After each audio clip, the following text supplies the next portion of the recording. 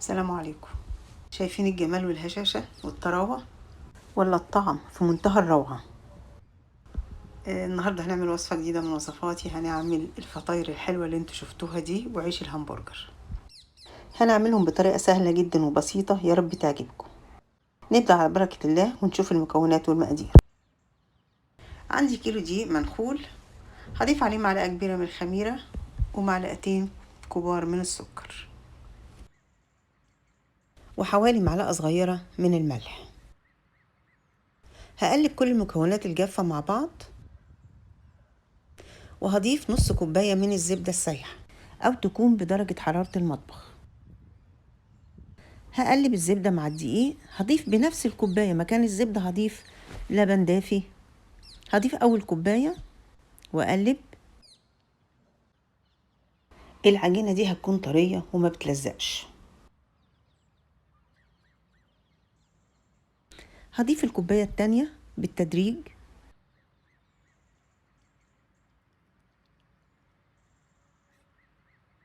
هضيف باقي الكوباية التانية.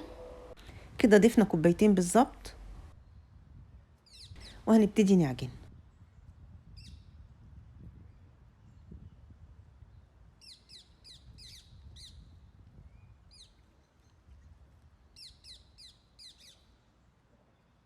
لقيت العجينة لسه محتاجة سوائل، هضيف لها كمان ربع كوباية من اللبن.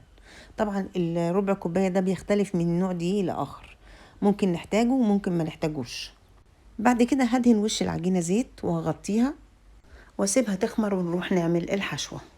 معلقة زبدة على شوية زيت، وهشوح فيهم اللحمة لحد ما يبقى لونها بني.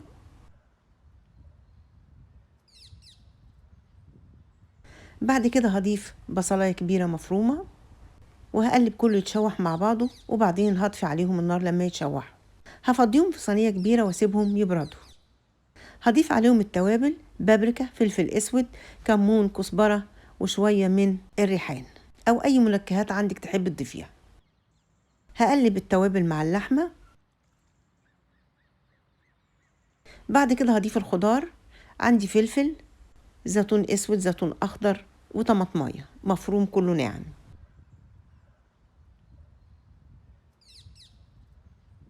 هقلب الخضار مع اللحمة لحد ما يختلطوا مع بعض جميعا.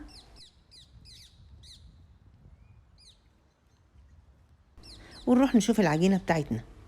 العجينة ما شاء الله خمرت. هفضي الهواء منها وهنقطعها كور ونغطيها بكيس بلاستيك ونسيبها تستريح دقيقتين 3 عشان تبقى سهلة في الفرد. هناخد كرة من العجين ونفردها. طبعا التشكيل لكم مطلق الحرية، زي ما انتوا عايزين شكلوها بالشكل اللي يعجبكم. هعمل فيها فتحات بالسكينة بالشكل ده، سكينة البيتزا او اي سكينة، وهضيف الحشوة وهقفلها بشكل مستطيل زي ما انتوا شايفين بالطريقة دي. طبعا اللي عنده طريقة افضل من كده يعمل. هفرد قطعة تانية من العجين وهضيف الحشوة، ومش هنعمل فيها فتحات، هنقفلها بس كده. اللي عاجبه الطريقة دي يعمل، الطريقة التانية يعمل، اللي عنده طريقة افضل من كده يعمل، براحتكم خالص. التشكيل ده حرية، كل واحد يشكل بالطريقة اللي تعجبه. كده الفطاير المحشية خلصناها، هركنها تستريح ونروح نكمل بقية العجينة تشكيل. انا عملت نوع تاني كور كده مفيهاش اي حاجة خالص غير اني احط عليها سمسم، ودي هتبقى عيش الهمبرجر. فات شوية من العجينة، عملتهم برضو الفينو الميني الصغير ده، يا دوب نلفها ونبرمها كده وبنركنها. خلاص بعد العجينة ما سيبناها نص ساعة استريحت، هنبتدي نعمل فيها فتحات بالشوكة كده عشان الحشوة تتنفس.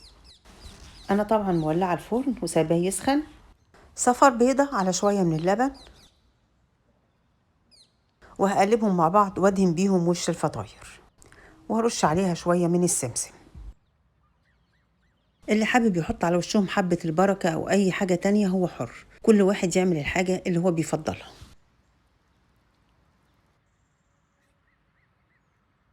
وادي عيش الهمبرجر، هندهنه بصفار البيض واللبن،